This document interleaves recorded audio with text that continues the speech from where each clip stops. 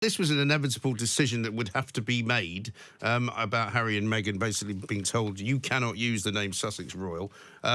They will apparently lose all of their privileges at Buckingham Palace. Do you think, as I do, that this is in some way going to sort of weaken the royal family at some point?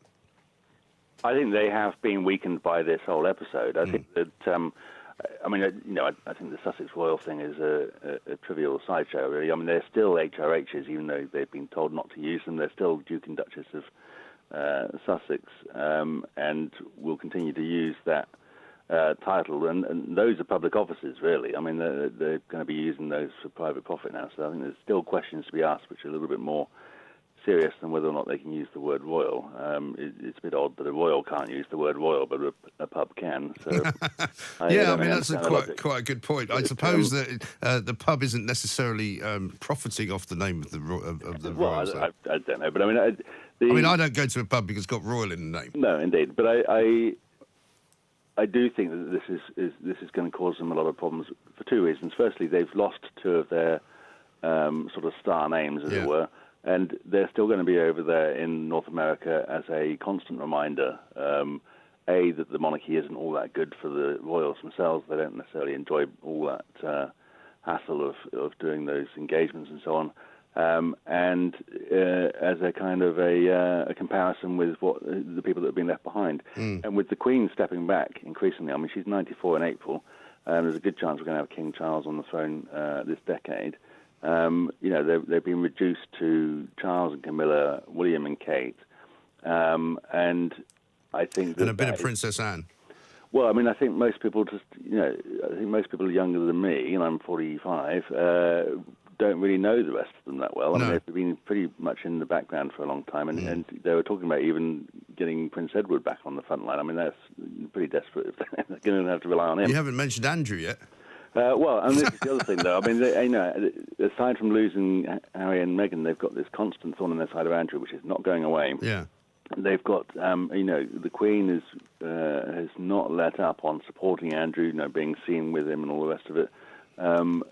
And I just think that the shine has gone. The notion that everybody is fascinating with them and loves them, I think, is coming off. And I think that the reaction to Meghan and Harry's decision was pretty telling as well. A lot of people hostile to the idea of them spending our money, even though people were sympathetic to them going. And I said at the time, had they said, look, we're going because we don't want to do this anymore, we will now renounce our HRH titles, our Duke and Duchess titles, and we will start spending our own money on our own security and our own travel as of now, I think everyone would have been pretty happy for them. Fine, good luck, see you later. But I think they were trying to have their cake and eat it. And it hasn't been handled terribly well by anyone, really. I mean, I think the Queen's actually had to put up with quite a lot of nonsense over the last year or so, and I think she's come out of it okay.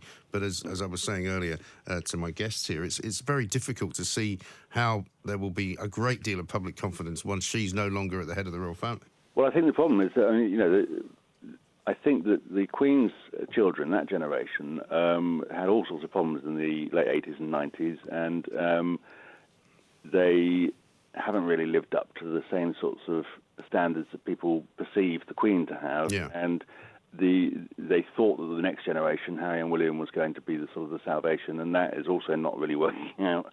And I think that, the Queen still remains the only person who people have respect for. Rightly or wrongly, I mean, I have my own views on her record as head of state, but I mean, for whatever reason, she's been there for a very long time, and for the first sort of 50-odd years of her life, we were a completely different country in terms of our deference and our unwillingness to... And it has kind of reformed a bit, the royal family, hasn't it? But it's difficult to see it reforming as much as it needs to, really. I mean, the reforms have been pretty superficial. I mean, there's not an awful lot that's changed. I mean, it's largely the same organisation that it was. In certain aspects, it's worse in terms of the way the funding works and so on.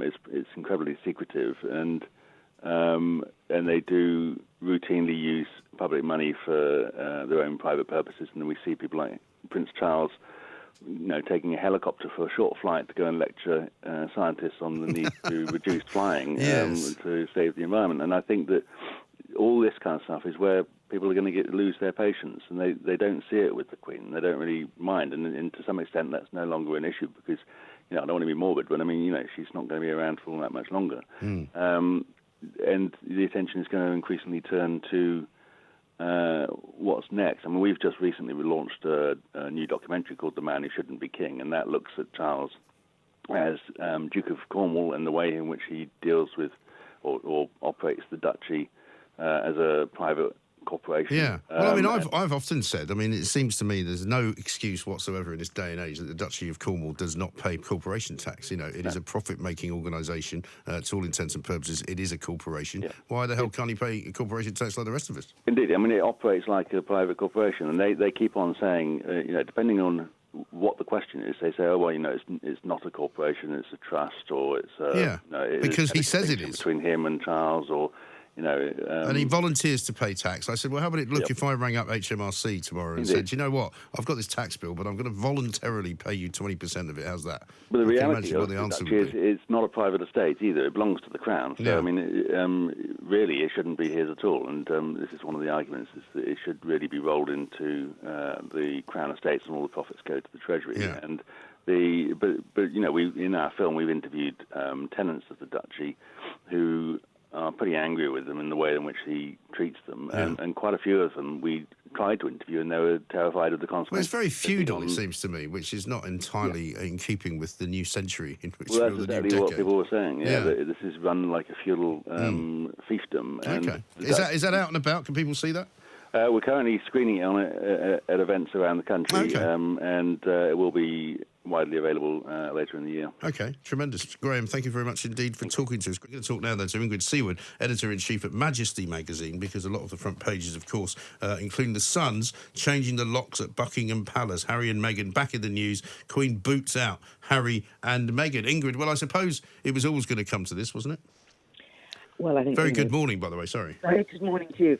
I think the Queen has compromise. I think it's a compromise all round. I mean, the Queen is very, very saddened about losing Harry and Meghan.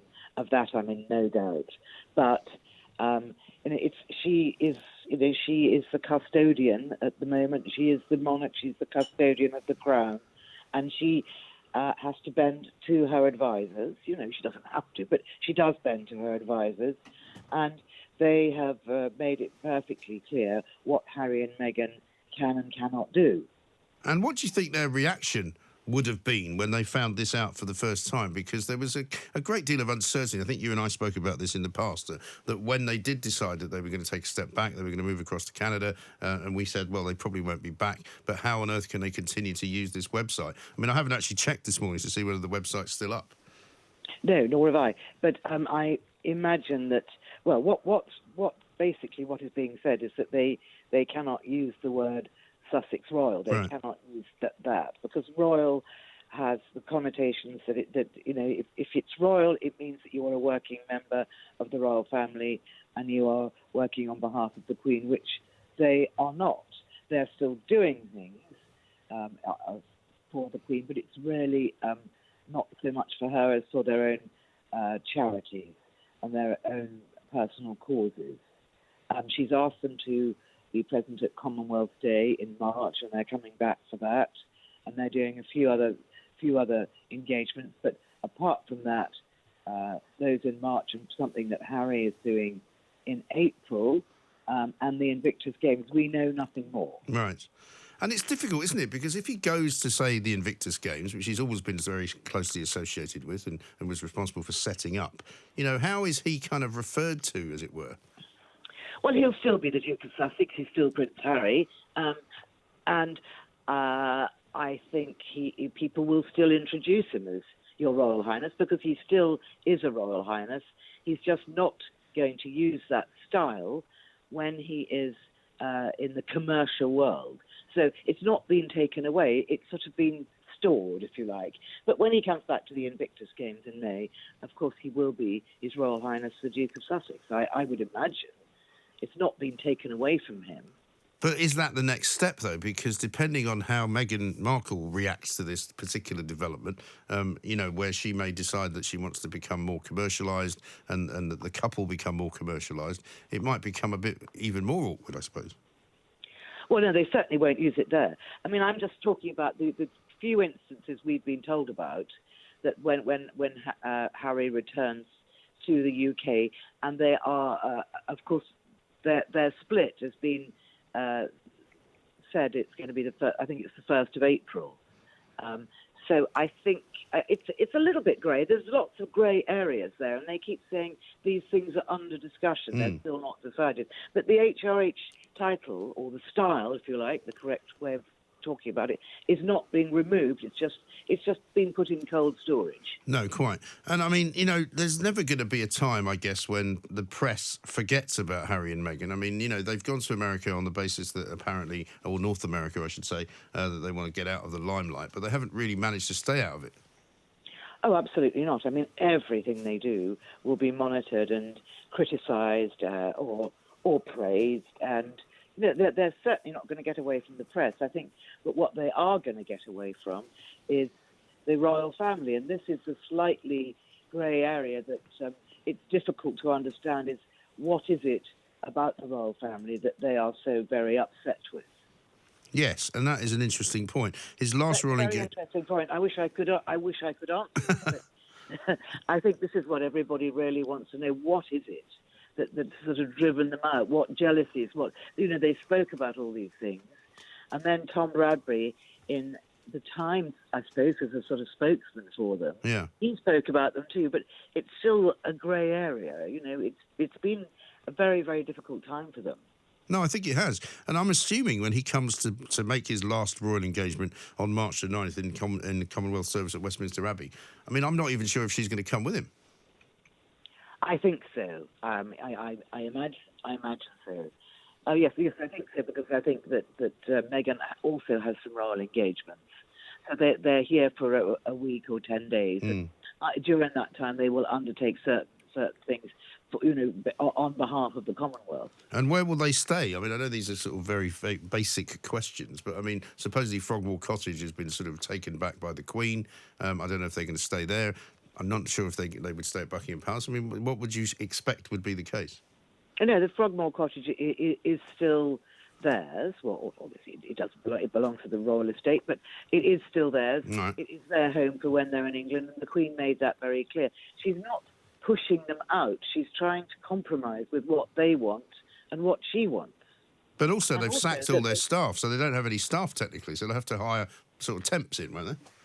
Well, the staff leave at the beginning of April, but the staff will still be there when they come back. When they come back in March, and I presume that they will have a skeleton staff working for them. So, I mean, it's still unknown as well where they're going to live permanently. We assume that they're still staying in this place in Vancouver Island, which belongs to somebody else. What's your best guess as to where that all ends up? Well, I mean, I think people are guessing that they will probably live in New York or California eventually. But then you see, you've got all the problems with the residency and the taxes and everything else. So there's a huge amount to be sorted out. Yeah, because he won't be exempt from taxes in America, will he? Presumably. No, and he's also he hasn't got a green card, so officially he's not really allowed to work there. Right. Yeah, but, I mean, it's I'm not fascinating. very good at all that stuff. So, but I mean, there's all kinds of problems. Where will they actually be residents? Yes, no, I think you're absolutely right. The story will continue to rattle on. Ingrid, thank you very much indeed. Ingrid Seward there, as editor-in-chief of Majesty Magazine.